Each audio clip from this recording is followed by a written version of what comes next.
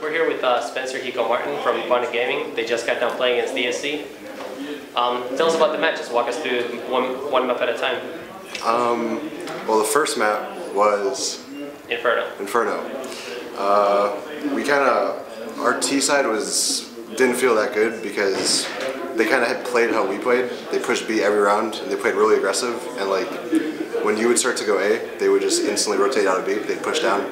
And I mean, we know that it's good because that's how we play it. And since we had to start T, they got a pretty high lead at the beginning, and then they just kind of ran with it. Next map was Mill. Mill, I mean, we probably have the most experience on all the custom maps because we have to play them for ESEA, and I don't think the Euros actually practice it. So we kind of knew what we were doing. They had a pretty big lead on us even though, and we brought it to overtime and won it in overtime. So there was a really nice round by Frost. I think he had like a 4K or maybe even an ace with the Scar. I think one of the last rounds, and that was pretty big. And then Dust 2, we've never played ESC yet. This was our first time playing ESC, and we kind of underestimated them coming into this. We didn't expect to lose to them and have to play them twice. So, we didn't kind of scout them out like we do the other teams. So this was all kind of new to us, and they played Dust 2 pretty standard, pretty much how everyone else plays it. And what really hurt them is that I think on one of the eco rounds we killed all 5, and then right after that we ecoed them again, and we actually won that round. So it was close, and I'm happy that we won.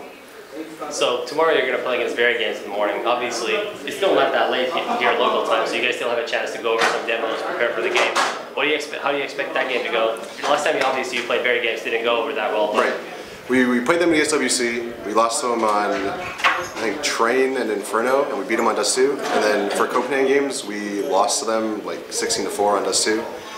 We're definitely more prepared this time. We definitely kind of see what they did and kind of watch them a little bit for between matches here and there.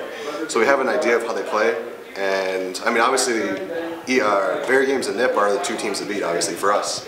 So we're definitely coming in prepared, and I'm ready to play.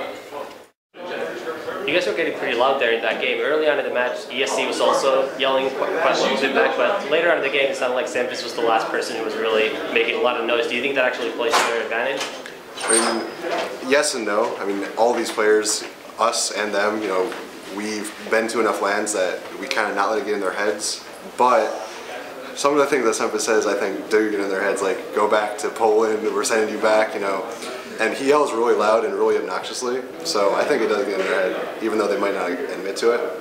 And I mean, that was one of our problems yesterday and even early today, is that we weren't really yelling, and like going from the second map to the third map, we started yelling a lot, and that motivates us, and it kind of hurts them too. So it's good.